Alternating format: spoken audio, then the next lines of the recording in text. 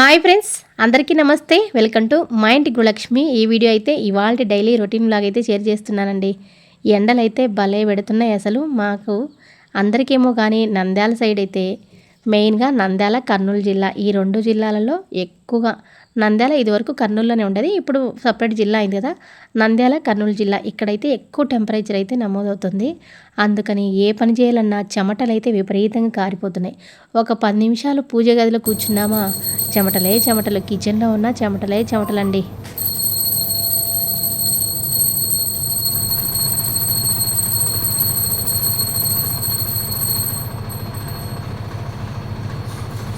ఎంత చెమటలు కారినా, ఎంత ఎండలున్నా, ఎంత వాన ఉన్నా, ఎంత చలి ఉన్నా ఇంక ఇల్లాలి పనులు అనేది తప్పదు కదా.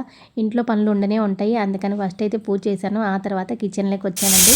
కిచెన్లో కూడా ఇవాళ ఇడ్లీ పిండితోటి దోశ వేశాను, సింపుల్గా అయిపోయేటట్టు. ఇడ్లీ పిండితోటి దోశలు అయితే చాలా బాగా వచ్చాయండి. ఇదైతే దోశ. ఇది రాగి జావ మా అత్తయ్య కాచి పెట్టింది మా మామయ్యకి. అంటే షుగరు బెల్లం అయ్యేయకుండా ఓన్లీ చల్లారిన తర్వాత కొంచెం మజ్జిగ లేదంటే చిక్కటి పెరుగు దాంట్లో వేసి ఇస్తాము, బాగుంటుంది. అలా కొంచెం సాల్ట్ వేసి ఇస్తాము. ఇంకా అన్నం కొద్దిగా చేశాను. అన్నం చేసిన తర్వాత చెప్పాడనమాట మా అబ్బాయి, ఇవాళ మధ్యాహ్నానికి వచ్చేస్తామ్మా అని. ఇంకా సర్లేని అన్నం చేశాను కదా అని ఇంకా కర్రీ ఏం చేయలేదు కానీ అవి పక్కన పెట్టేశాను. ఇంక ఇవి రాజ్మా, పల్లీలు, పెసలు ఇవైతే కొన్ని ఉడికించాను. ఇంకా ఎగ్స్ కూడా బాయిలర్లో పెట్టేశాను, ఎందుకంటే అవి డైట్ కోసం తీసుకునే ప్రోటీన్ అనమాట. ఇంకా ఇడ్లీ పిండితోటి దోశలు ఇవాళ భలే వచ్చాయండి. ఎందుకో కానీ, అంటే రవ్వలో తేడా ఏమో కానీ యాక్చువల్గా ఒకటి వేసాను ఫస్ట్, మా అబ్బాయికి ఒకటే తింటాడు కదా అని. తర్వాత అంటే బాగా రాకుంటే ఏమన్నా శనగపిండి, గోధుమ పిండి, రాగి పిండి అలాంటివి కలుపుదాం అనుకున్నాను. కానీ ఒకటి వేసిన తర్వాత చాలా బాగా వచ్చాయి, టేస్ట్ బాగున్నాయి, ఎందుకో బాగా అనిపించినాయి. అచ్చంగా ఇడ్లీ పిండి ఏనండి ఇది. ఒక్కొక్కసారి మనం అచ్చంగా వేస్తే పెన్నానికి అతుక్కుపోతాయి కానీ రావన్నమాట. ఇంకా మా మామయ్యకి, మా అత్తయ్యకి దోశలు, నేను పెసులు అవి ఉడికించాను కదా, అవి ఒక ఎగ్ అయితే తింటున్నానండి.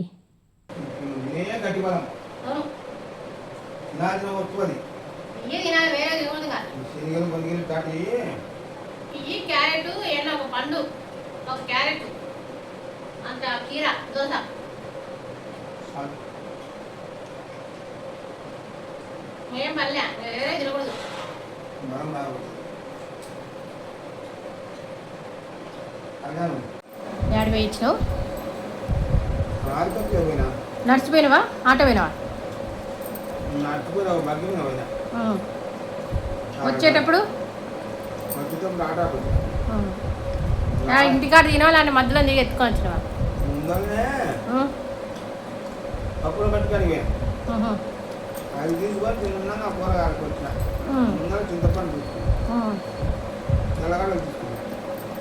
ఎంతనా పప్పులు బట్టి కాడ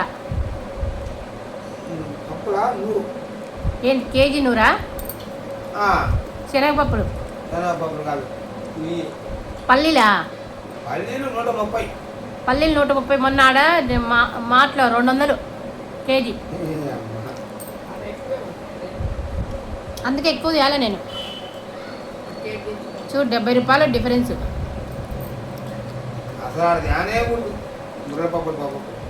అందుకే మిల్లు కాడనే 5 కేజీలు రేపు పోయి మిల్లు కాడ తీసుకురా.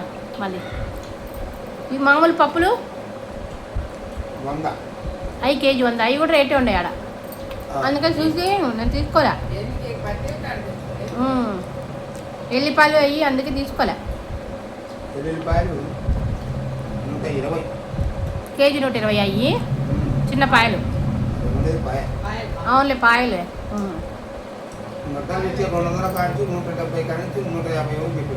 ఏంటి చాలా కట్టలు 3 రకాలు చెప్పింది. ఇది 4వ రకం. 4 ఉంటే ఒక బ్యాగ్ చేస్తుంది. కూరగాయలు ఎట్టండి రేటు? 100కి ఇలాంటి ఇలా నాకు తెలిసిన రావు రెడ్డి అంతేనా ఇచ్చింది? చింతపండు ఇచ్చినవులే. చింతపండు కేజీ ఎంత? కేజీ 120. 120? నాకు మొన్న ఊర్లో ఆడ స్కూల్ కాడ కామొచ్చింది, బోట్లు తీసుకో మేడం కేజీ 70 అని. ఎందుకులే తీసుకోరా బోట్లు, మళ్ళీ పని కదా ఎందుకని.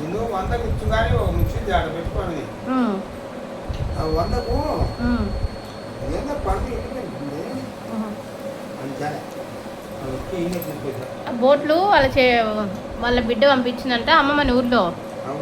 తీసుకో మేడం బాగున్నాయి పండు అంటే, మళ్ళీ ఎవరు కొడతారు మీరు ఆడ పని మీకు అని నేను తీసుకోలే.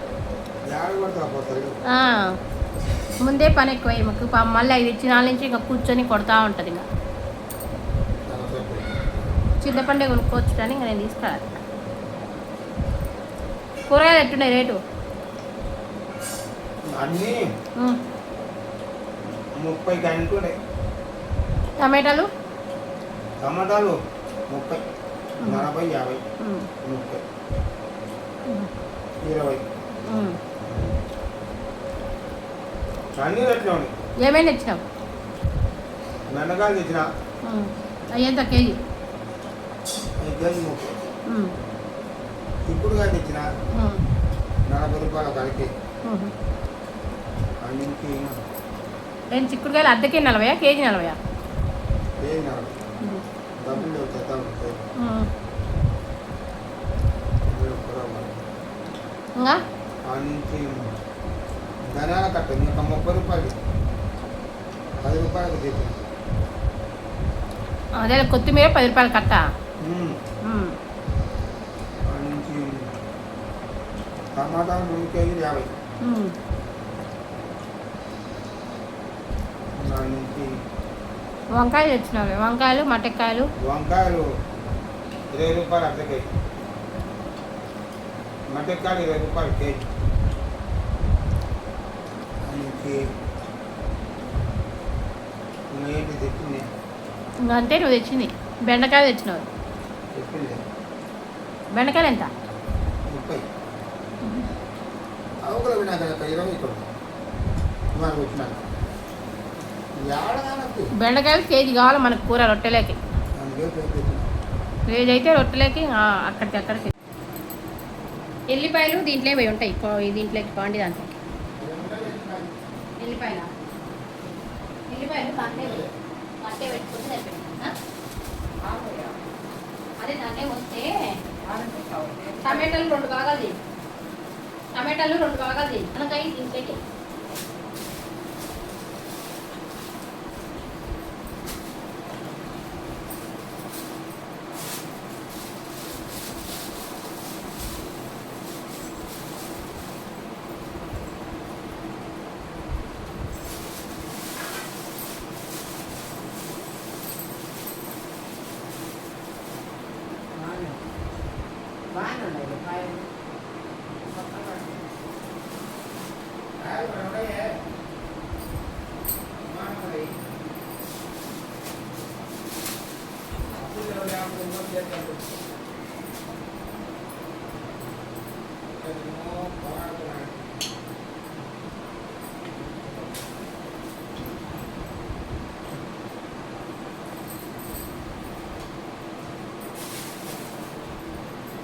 మటెక్కలు ఏం చేస్తావు అంటే ఒలిసి పెట్టు, బాక్స్లో పెడితే ఉంటాయి మటెక్కలు.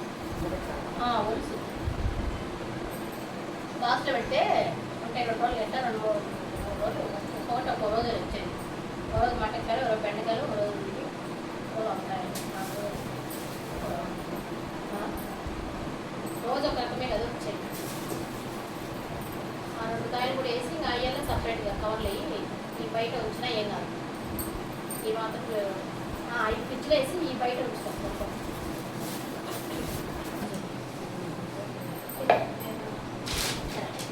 మళ్ళీ కొత్తిమీర ఊరికే డబ్బా పెట్టు, ఒకేసారి మిక్సీలో వేసి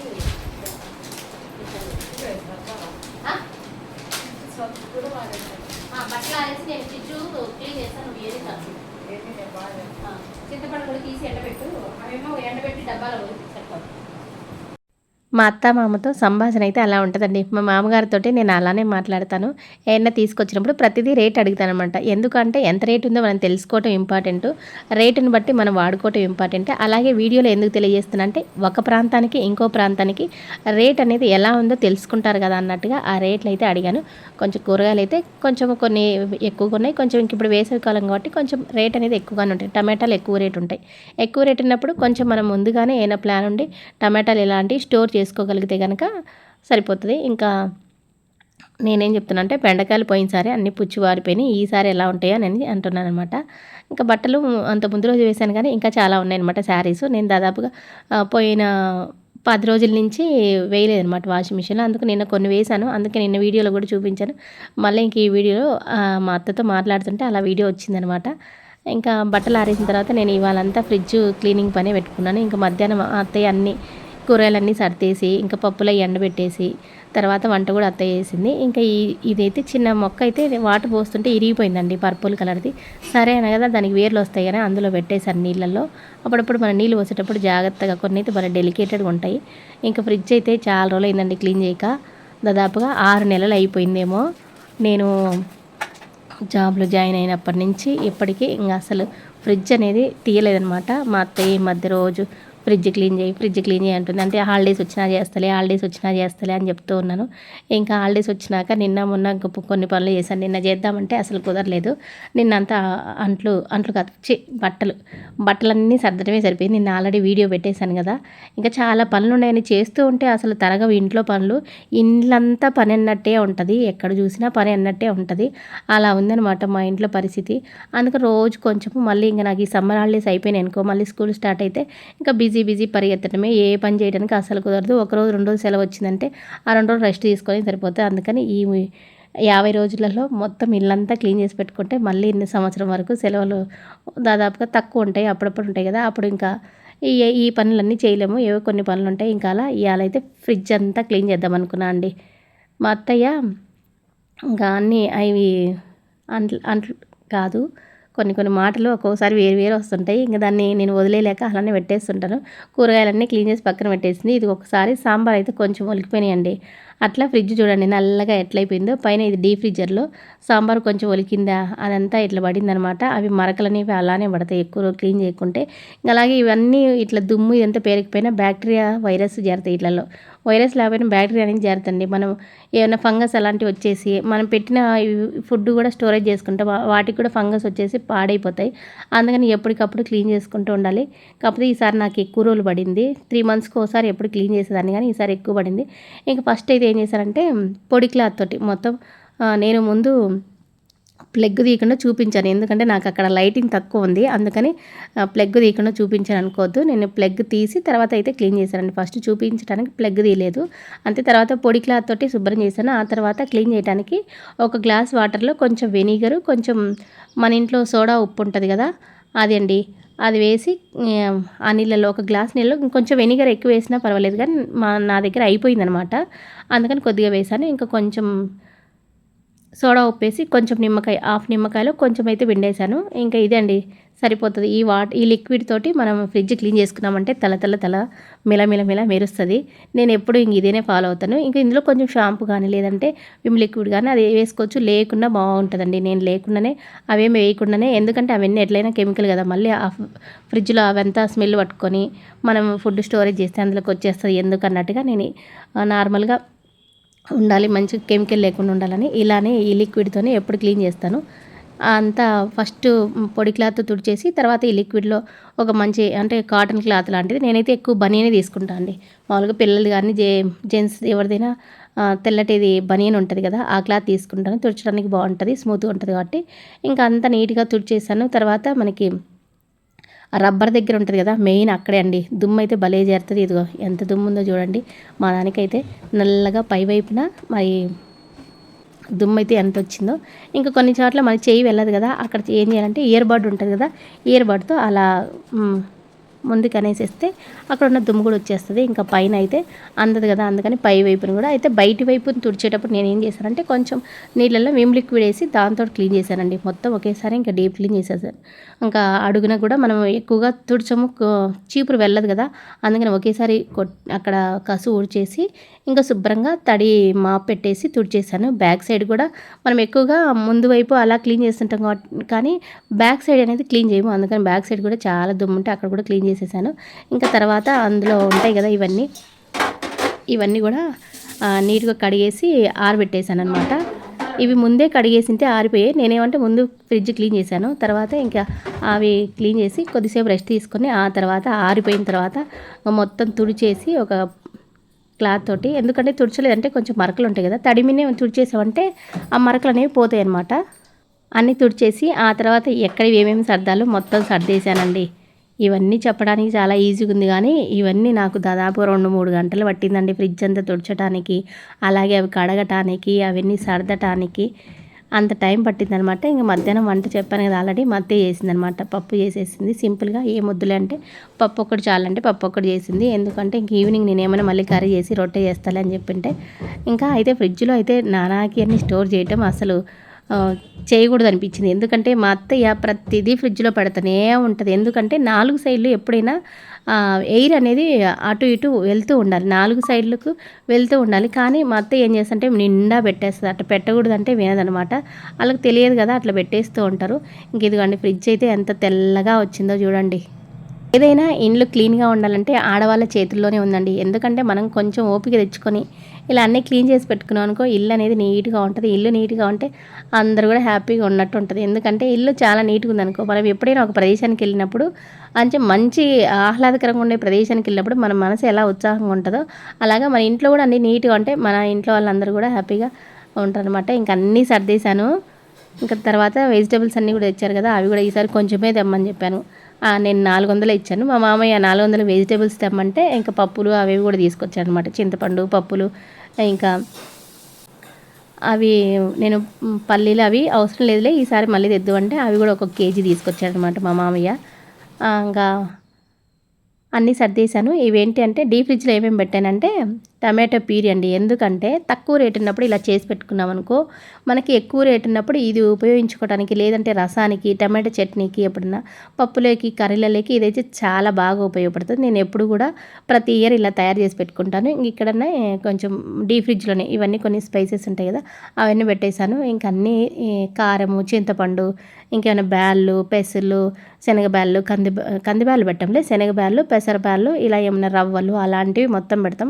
కారం కూడా ఇదిగో పెద్దది ఆశీర్వాద్ ప్యాకెట్ ఉంది కదా, ఇదైతే అంత కారం అండి. మా అత్తయ్య అంతా ప్యాక్ చేసి దాంట్లో పెట్టేసింది. ఇటు సైడ్ ఎగ్స్, ఇంకా కూల్ డ్రింక్స్ ఇవన్నీ ఉంటాయి కదా, అవి మాత్రం ఇంకా పెట్టేసి వెజిటేబుల్స్ మాత్రం పెట్టి, ఇంకా కొన్ని అసలు పనికి కొన్ని అనుకునేవి అసలు తీసేసాను అనమాట.